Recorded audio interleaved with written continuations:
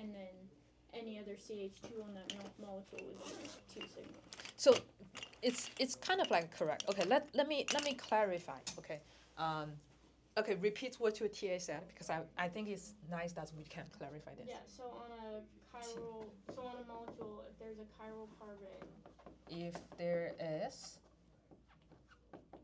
a chiral carbon, then all CH2 molecules will have 2 signals. Then all CH2 would have 2 signals. Okay, so this is a true statement, but it's just some of the 2 signals. They are very close to each other. Okay, he meant to say, he or she, okay, she meant to say 2 signals because she wants to mention, since you have a chiral center, they would not be enantiotopic hydrogens, right? So you already have that. You would create a diastereomers. Yeah. So they will be. Are we good? Just they're diastereotopic, but it's just. But being diastereotopic is a different story. Okay, these are two hydrogen, 2 diastereotopic hydrogen peak. But based on the technique we have, even we know they're diastereotopic because they're so close to each other. We just look like they're just one peak. So that's what happens most of the time. So how large would be the difference that we can actually tell them? That's next week's discussion, which is that's why we need to learn J coupling, which is kind of like you will see the smallest difference that we can see, but you should know there are 2 because there's a chiral center. And then another way of explaining this, which I think is more helpful in visualizing this, okay, would be whenever you have a double bond, okay, or let's say because chiral center is not very obvious in showing this, but that works also. It's a point of you have different chemical environments. When you have different chemical environments, okay, hydrogen, and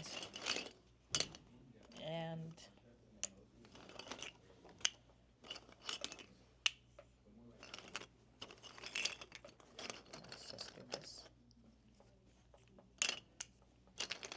Okay, when you have 2 different hydrogens, yeah. Okay. So keep in mind you cannot rotate double bond. Which means the only parts, if they're all hydrogens, the only parts you can rotate is this bond. You can free rotating like this, but the relevant scenario of this hydrogen, just like this blue hydrogen is always going to be farther away from this green hydrogen. Makes them, even you are rotating, their relevant space is going to be the same, which means both hydrogen. The same goes to the other one. I think I don't need to explain it. This one is the same.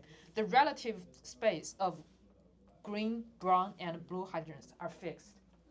Based on this fact, they should have different chemical environment because when you free rotating, if it's not like this, okay, if it's a single bond, the 2 hydrogen on itself can free rotating. Because you rotate too fast, then you cannot really differentiate this blue or this green hydrogen.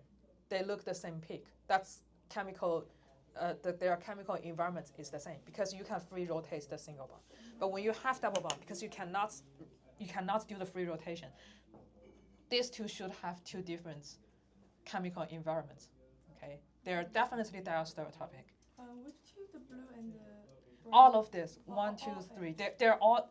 So basically, when you talk about are they diastereotopic, we're talking about the hydrogen bond on the same carbon, right? Yeah. But all of these 3 hydrogen should have different chemical environments. Let's say specifically, even these 2 hydrogen are bound on the same carbon because you cannot free rotate the double bond, making these 2 hydrogen have relatively different chemistry environments. So if like there's like a CH3 in the circle, Yeah. it's like that CH3 will also be different than all of the H. Yeah. This CH3 will be different, but the 3 hydrogen in that Yeah, 3 it's the same. is the Yeah, I same see. because you can free rotate this one. Okay. Are we good? Are we good?